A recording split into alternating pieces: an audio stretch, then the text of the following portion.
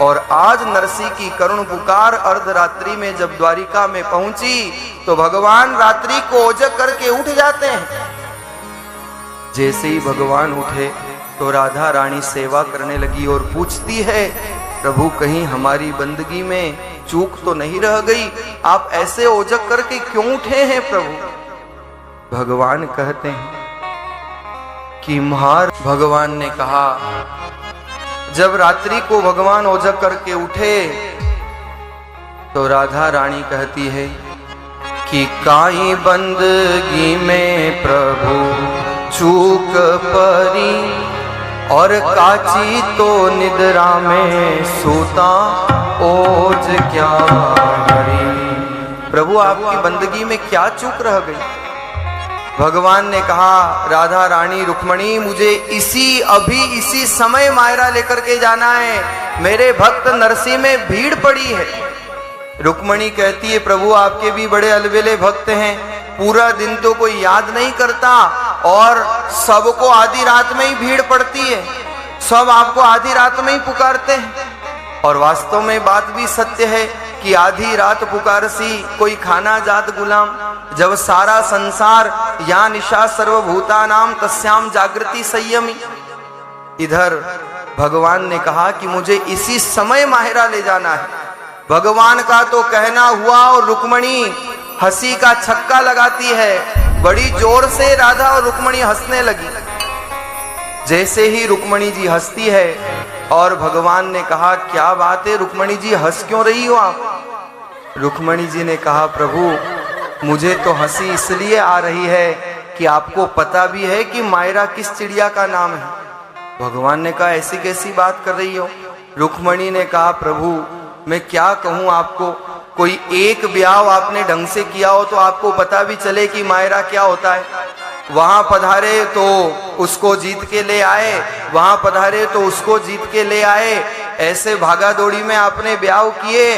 और तो और वो मायरा भरने वाला एक तो मामा था। कौन? बोलो ना जोर से।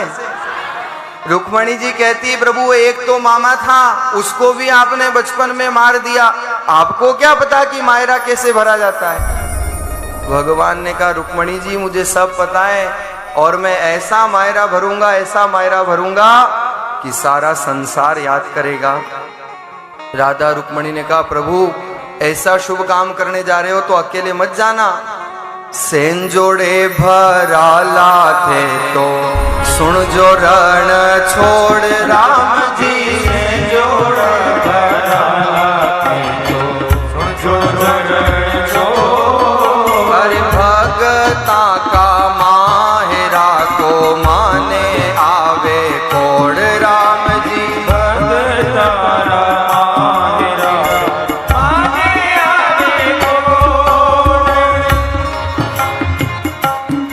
भगवान कहते हैं कि मैं तो मायरा लेने जा रहा हूँ। राधा रुक्मणी ने कहा, प्रभु अकेले मत जाना, हम भी साथ चलेंगे। मरमी के कोई यहाँ पर उपस्थित हो तो पांडाल के बाहर आप चले जाएं, आपका कोई इंतजार कर रहा है, कुछ आवश्यक कार्य है। मरमी के कोई भी सज्जन उपस्थित हो पांडाल में तो पांडाल के पीछे बाहर चले जाएं। आइए, भगवान ने कहा कि मैं मायरा भरने जा रहा हूँ तो राधा रुक्मणी कहती है, प्रभु हमको भी साथ ले चलो। लेकिन भगवान को इतनी आसानी से साथ थोड़ी ले जाते हैं। भगवान ने कहा, मैं साथ तो ले चलूं लेकिन ध्यान रखो वहां पर तुमको सब नियम धर्म निभाने पड़ेंगे और वहां पर वो नानी बाई की सासू जी के आगे काम भी करना पड़ेगा। और भगवान कहते हैं कि थे तो यूं जानो ली रानी पति हमारे श्याम, तो यूं जानो ली रानी पति हमारे श्याम। पर नानी बाई की सासू आगे करनो पड़सी काम राम जी, नानी बाई की सासू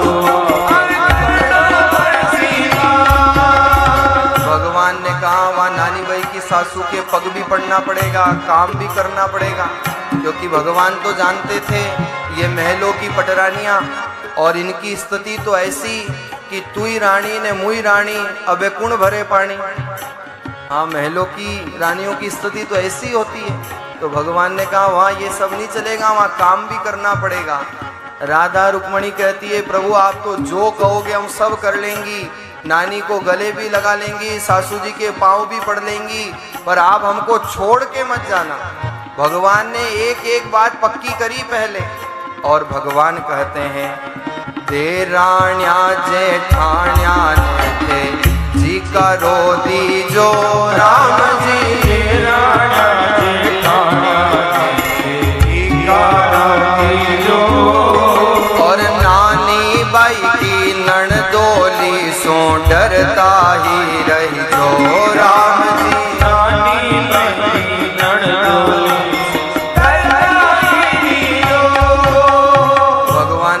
देरानिया जेठानियों को जी कह करके बुलाना। और वो नानी बाई की नणंद तो बहुत खतरनाक है, जैसे ही नणंद बाई दिख जाए तो हनुमान चालीसा शुरू कर देना। अच्छा आप क्यों हंस रहे हो? हाँ, कपासन की ननंदे कोई ऐसी थोड़ी है, कपासन की नंदे तो सब अच्छी है, हो अपने को आना है वापिस कपासन। ये तो भगवान अंजार नगर की बात कर रहे हैं। भगवान ने कहा हर बात का ध्यान रखना, जिकारा देना, सबका सम्मान करना, और काम पड़े तो काम में हाथ बटाना। राधा रुक्मणी कहती है प्रभु हम सब काम कर लेंगी, बस हमको साथ लेकर के आप चलना। और भगवान कहते हैं कि ठीक है मैं अभी मायरा लेकर के आता हूँ। राधा रुक्मणी ने कहा जाओ जी जाओ गिरधारी माहेरो मोलाय राम जी, जाओ जी गिरधारी जाओ माहेरो मोलाय, कहस्यो जो कर देस्या थे तो दीजो फरमाय राम जी, कहस्यो जो कर देस्या थे तो दीजो राधा रुक्मणी कहती है प्रभु आप जो कहोगे हम सब कर लेंगी। और रुक्मणी ने कहा कि महंदी मोली कर उबटनो माते चोटी नाय राम जी, महंदी मोली कर उबटनो मातो चोटी नाय, अरे मैं तो माँ के त्यार बैठी महाप्रसादी पाय राम जी, मैं तो माँ के त्यार। सभी गाइए तालियों की सेवा करते हुए, अरे भगत वत्सल प्रभु सारे सब काज राम जी, भगत वत्सल प्रभु सारे सब काज, अरे नानी बाई के मायरा की ठाकुर जी ने लाज, सीता जी ने लाज, श्याम जी ने लाज, जय नारायण रुक्मणी राधा जी कहती है प्रभु हम तैयार होके बैठिए, महाप्रसादी भी पाकर के बैठिए। आप ये मत सोचना कि आप कहोगे चलो तो हम तैयार होने जाएंगे, क्योंकि आप लोगों को तो पता ही है कहीं जाना हो तो इधर समय कितना लगता है। हाँ पहले तो वो क्या है ना आजकल गली गली में ब्यूटी पार्लर, गली गली में ब्यूटी पार्लर, अब ब्यूटी है ही नहीं और पार्लर में जा रहे हैं। अरे उस ब्यूटी पार्लर में आपके चेहरे को चमकाया जाएगा, आओ हमारे सत्संग के ब्यूटी पार्लर में, यहाँ आपकी आत्मा को चमकाया जाएगा, आपके चित्त को चमकाया जाएगा। और जिस दिन आत्मा शुद्ध हो गई, जिस दिन चित्त शुद्ध हो गया, उस दिन तो परमात्मा का अनुग्रह हो जाएगा। निर्मल मन जिस दिन हो गया तो वो प्रभु कृपा कर देंगे। इसलिए ये सत्संग ये भी एक सफाई अभियान है जो मन की कलमशता को समाप्त करता है, जो मन की बीमारियों को ठीक करता है। मायरा लेने के लिए प्रस्थान करते हैं तो भगवान ने मायरा संजोया और मायरा लेकर के भगवान अपने रथ से सीधे अंजार नगर जाना है, लेकिन जूनागढ़ की तरफ निकल पड़ते हैं। जब जूनागढ़ की तरफ निकले तो लोगों ने प्रश्न किया जाना तो अंजार नगर था प्रभु, फिर इधर कैसे? क्योंकि भगवान जूनागढ़ इसलिए निकलते हैं, भगवान बताना चाहते हैं कि मेरा भक्त नरसी कैसा है। जूनागढ़ वालों ने बहुत मजाक बनाया था, बहुत हंसी करी थी नरसी की, इसलिए भगवान पहले अपना रथ लेकर के जूनागढ़ की तरफ अग्रसर होते हैं। और जैसे ही जूनागढ़ गए तो भगवान जूनागढ़ के बाहर पनघट पर जहां महिलाएं जल भर रही थी वहां ले जाकर के अपने रथ को रोक दिया भगवान ने। और भगवान भी चतुर चूड़ामणि है, जो बढ़िया बढ़िया सामान लाए थे ना प्रभु, वो जरी के वेश और वो साड़ियां, वो चुनरी सब भगवान ने रथ से थोड़ी थोड़ी बाहर लटका रखी थी ताकि सामान दिखता रहे। अब जैसे ही पनघट पर पहुंचे तो महिलाओं ने देखा ऐसा अद्भुत सामान, और रथ से भगवान उतरे तो भगवान का ऐसा अद्भुत रूप, ऐसी सेठानियां साथ में, सब आकर्षित होकर के दौड़ी दौड़ी आई। क्या आपका परिचय है, आप कौन हो, यहाँ जूनागढ़ में किसके लिए आए हो? भगवान ने पूछा कि ये नरसी मेहता कहाँ रहता है? सबने कहा वो तो यहीं रहते हैं। बोले कहाँ है उनका मकान, वो मिलेंगे? पानी की पिणिहारियों ने कहा वो मिलेंगे तो नहीं, क्योंकि वो तो मायरा भरने के लिए गए हैं। मायरा? भगवान ने कहा क्या लेकर के गए हैं साथ में? तो वो महिलाएं क्या कहती है कि ले गयो राम जी को नाम और 16 सूर्या संग गया। महिलाओं ने कहा महाराज लेने देने को राम जी का नाम ले गया और 16 सूरदास संतों को साथ में ले गए। भगवान की आंखें भर आती है, मेरा भक्त मुझ पर कितना विश्वास करता है, मेरे भरोसे पर अपने संतों को लेकर के चला गया। और भगवान अंजार नगर की तरफ अग्रसर होने लगे। लेकिन ये सब महिलाएं कहती है आप कहाँ जा रहे हो? भगवान ने कहा मैं भी नरसी के यहाँ जा रहा हूँ, नरसी के पास, उसके यहाँ मायरा भरूंगा, ये सब सामान मैं उसके लिए तो लाया हूँ। और देखो भगवान पनघट पे ही क्यों रुके? क्योंकि भगवान को पता था कि ये गांव का सबसे बड़ा एडवर्टाइजमेंट सेंटर है। हाँ, इधर एक बात अगर पता चल जाए तो वो बात कहां से कहां पहुंच जाती है। तो भगवान ने कहा पूरे जूनागढ़ में घूमने की जरूरत नहीं है, मेन एडवर्टाइजमेंट सेंटर पे अपना प्रचार कर दो। तो भगवान ने कह दिया। और प्रभु जब जाने लगे तो सामान देख करके सबका मन हुआ कि हमको भी ले चले भगवान। वो कहावत है नहीं मेवाड़ी में कि गाड़ी ने देखन लाड़ी का पग उठे। तो आज भगवान का ऐसा सुंदर रथ था तो सब महिलाएं कहने लगी हमको भी ले चलो, हमको भी ले चलो। भगवान ने कहा क्यों? नरसी जी हाथ जोड़ जोड़ करके बोल रहे थे अरे भाई बंदो चलो, अरे सगे संबंधियों चलो। तब तो कहा हमारे पास समय नहीं है, हम मायरे में नहीं आएंगे, हमारे तो काम बहुत है। और अब सामान देख करके मन हो रहा है। पर भगवान को भी केवल महत्ता बतानी थी नरसी की भक्ति की। एक बंदे को भगवान साथ नहीं ले गए और बड़ी शीघ्रता के साथ भगवान अपने रथ के घोड़ों को ललकारते हैं और भगवान का रथ बड़ी तीव्रता के साथ अग्रसर होता है। जैसे ही भगवान रथ तेज चलाने लगे, राधा रुक्मणी कहती है प्रभु थोड़ा धीरे चलाओ, धीरे चलाओ, हमारे ये आभूषण बिखर जाएंगे, हमारी ये रकमें टूट जाएगी। लेकिन भगवान कहते हैं राधा रानी रुक्मणी अर्ज करे सुन श्याम, थोड़ा धीमा हाकता थारो कांज बिगड़े का।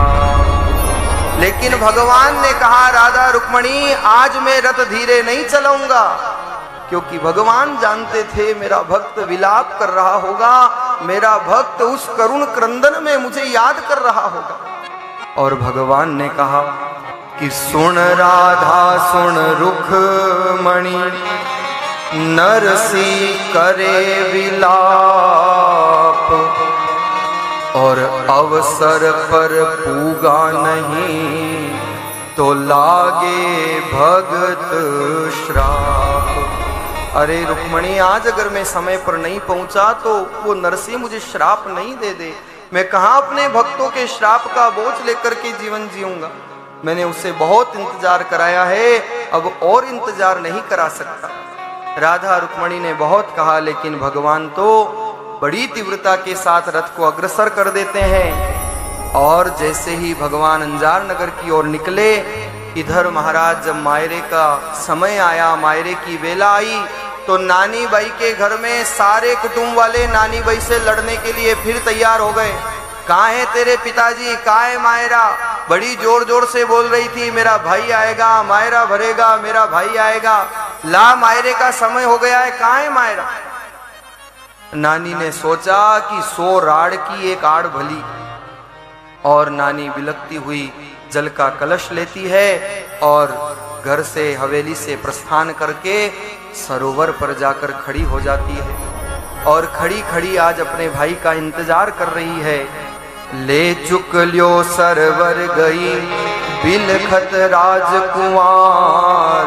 थोड़ी थोड़ी घर पर गई और कहा, सासू जी देखो मेरे पीहर का परिवार आया है, मेरा भाई आ गया है, मायरा भरेगा। लेकिन सासू जी को कहाँ विश्वास था।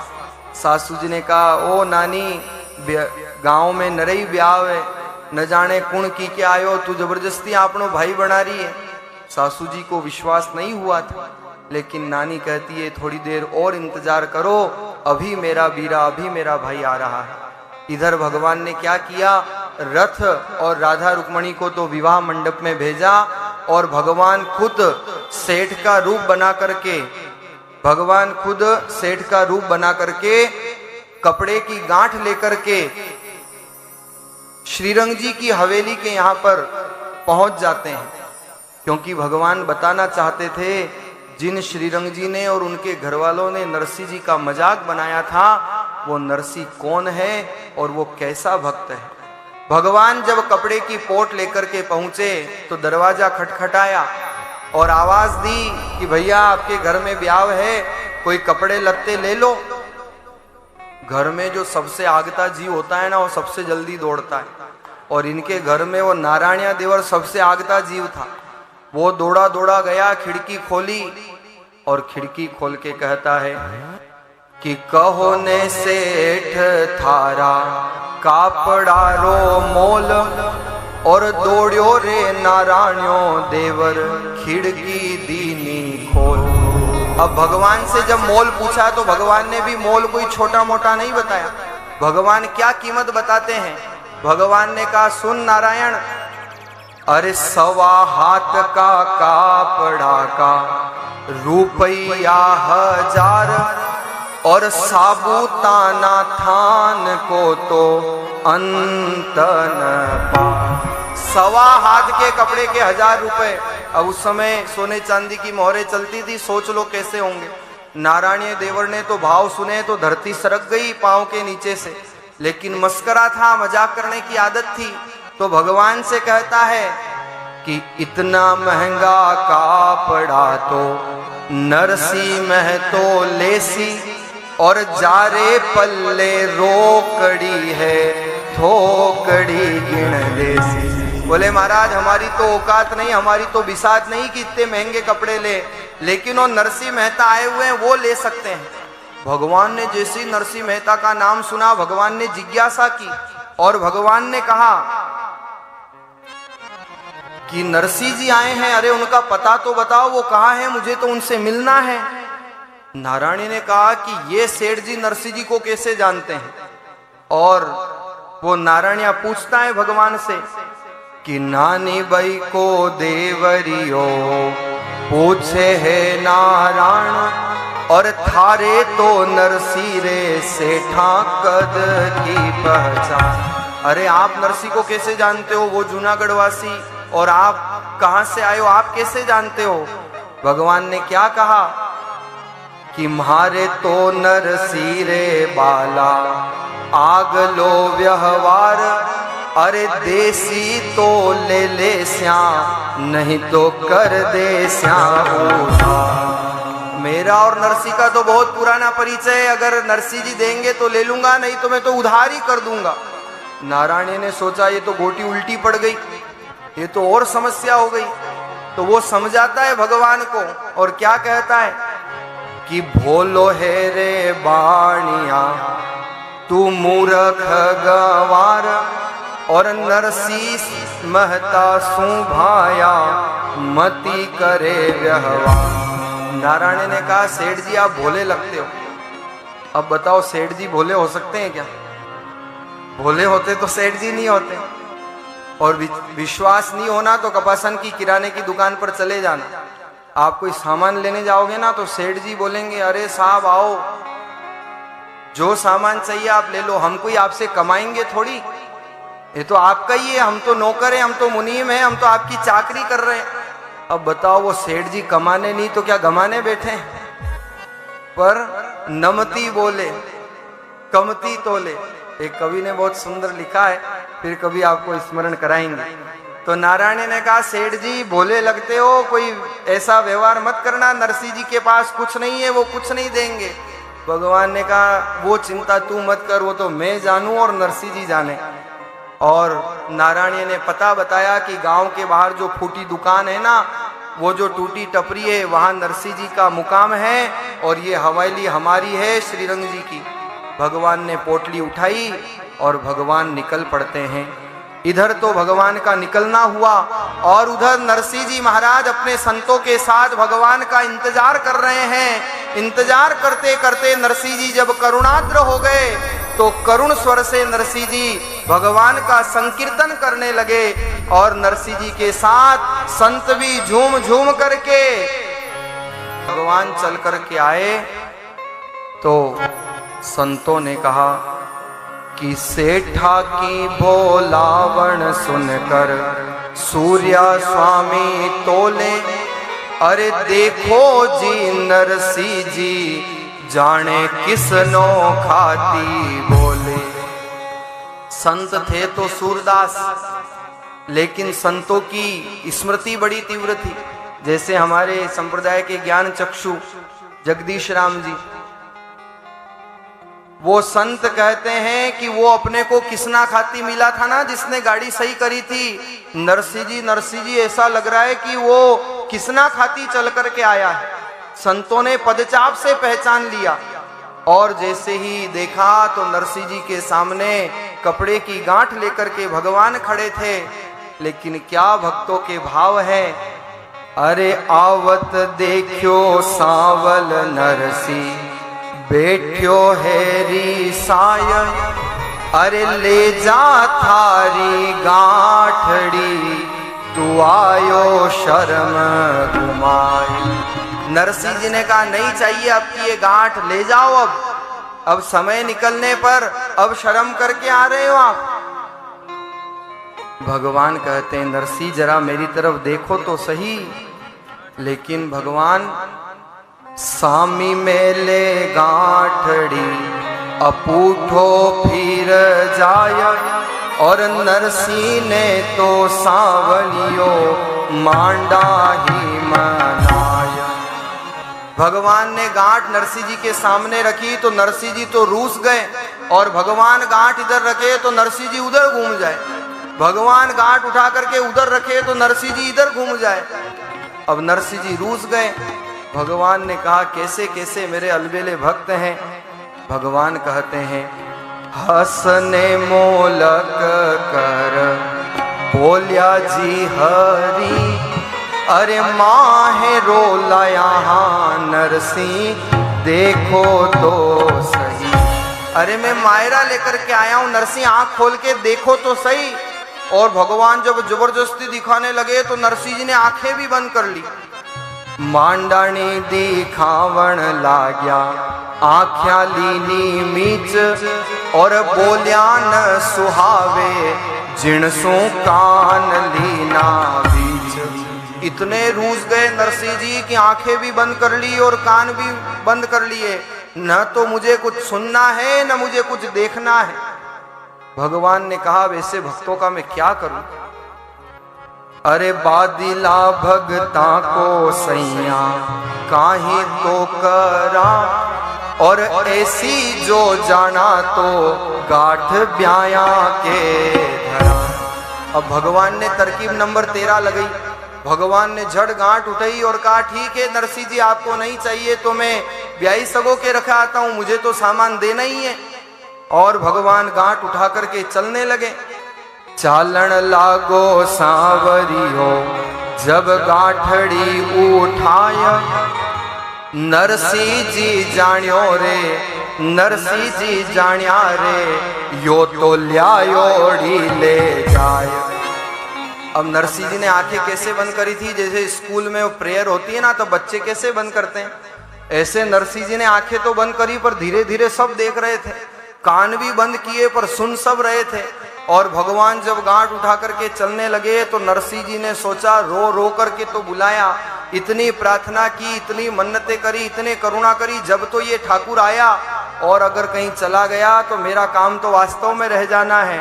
और नरसी जी आवाज देते हैं, अरे उभो रे रे सांवरिया, ठाडो रे गोपाल राम जी, उभो रे सांवरिया, ठाडो रे गोपाल। अरे ल्यायोड़ी गाठड़ली माने दे जानंद लाल राम जी, ल्यायोड़ी गाठड़ली माने दे जानंद लाल। लारे लारे नरसी जी ने आगे सावल साह राम जी, लारे लारे नरसी जी आगे सावल साह। अरे पोली सोनी सरतावा को भुगजो पकड़ियो जाय राम जी, पोली सोनी सरतावा को भुगजो पकड़ियो जाय। आगे आगे सांवरिया सेठ चलने लगे। अब नरसी जी ने तो जाकर के चरण पकड़ लिए, प्रभु कहाँ जा रहे हो? अब पहले तो नरसी जी रूसे थे, अब भगवान रूस गए। नहीं नहीं नरसी, तुमको तो मेरी जरूरत नहीं है, मैं अब जा रहा हूँ। नरसी जी ने कहा, प्रभु माफ कर दो, I am really sorry, I am heartly sorry, please forgive me, प्रभु क्षमा कर दो। हाँ, क्यों नरसी जी नहीं बोल सकते क्या इंग्लिश में? नरसी जी भी तो बोल सकते हैं। तो भगवान से नरसी जी मना रहे हैं, नरसी जी भगवान को, प्रभु माफ कर दो, अब मैं नहीं रूसूंगा। लेकिन भगवान कहते, नहीं नहीं नरसी, अब आप रूसो और मैं चलता हूं। लेकिन महाराज भगवान भक्त से कब तक रूस सकते हैं? नरसी जी महाराज कहते हैं प्रभु से कि था सुमारा सांवलिया जी बोलिया ही सरे, और ठाकुर जी के आगे नरसी नीरत करे। अरे बड़ा बड़ा तुम बड़ा की भेंट धरे राम जी, बड़ा बड़ा तुम बड़ा की भेंट धरे। छोटी छोटी तुम बड़िया की निर्छावल करे राम जी, छोटी छोटी तुम। सभी गाइए प्रेम से, भगत वत्सल प्रभु सारे सब काज राम जी, भगत वत्सल प्रभु सारे सब काज। अरे नानी भाई के माहिरा की ठाकुर जी ने लाज, सीताराम जी ने लाज, श्याम जी ने लाज, जय नारायण हरि। भगवान कब तक रूस सकते थे? भगवान आज प्रसन्न हो जाते हैं और नरसी को उठा करके अपने गले से भगवान ने लगा लिया। देवता लोग पुष्पों की बरसात करते हैं, जय जयकार करते हैं। बोलिए भक्तवत्सल भगवान की जय। नरसी जी ने कहा, प्रभु मेरी टूटी फूटी कुटिया में पधारो, मैं आपका क्या स्वागत करूं? पराये देश में मैं बैठा हूं, न मेरे पास अन्न है न धन है, यहाँ तो कोई उधार भी देने वाला मुझे नहीं है। मैं आपकी क्या मनवार करूं प्रभु? मेरे पास तो कुछ नहीं है, मैं तो तुच्छ हूं प्रभु, आपके चरणों का चाकर हूं, किंकर हूं, दास हूं। प्रभु आप आए हो, लेकिन मेरी तो ऐसी स्थिति है, मैं आपकी सेवा भी नहीं कर सकता। नरसी जी ने कहा, जब ऐसी प्रार्थना की तो प्रभु कहते, चिंता मत करो नरसी, मुझे तो केवल तुम्हारा भाव चाहिए। और भगवान आज नरसी जी के आतिथ्य को स्वीकार करते हैं। अब नरसी जी और संतों को भगवान ने साथ लिया और माहिरा भरने के लिए भगवान निकलते हैं। आप उठाई गांठ निज भगतारे कारणे, नरसी जी बेगार धरी ब्याया के बारणे। और आगे आगे भगवान, पीछे नरसिंह जी के साथ में सारे संत चल रहे थे।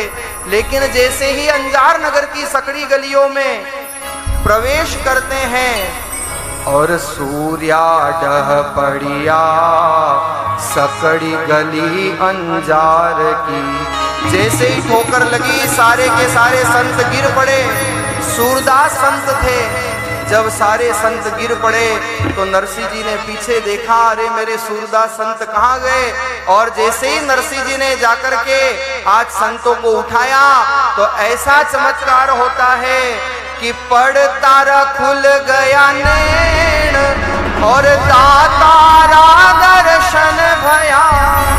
आज सूरदास संतों को भगवान नयन ज्योति प्रदान कर देते हैं। देवता लोग पुष्पों की बरसात करते हैं, जय जयकार करते हैं। बोलिए भक्त वत्सल भगवान की जय। निर्धन को धन राम साचा नरसीरा सांवरा, और आया नरसी साथ तो दाता लोचन दिया। आज नरसिंह जी का साथ किया तो सूरदास संतों को भी नयन प्राप्त हो जाते हैं, ज्योति मिल जाती है। ऐसी अनूठी अद्भुत कृपा भगवान ने की। आइए भगवान संतों को साथ लेकर के, नरसिंह जी को साथ लेकर के विवाह मंडप में प्रवेश करते हैं।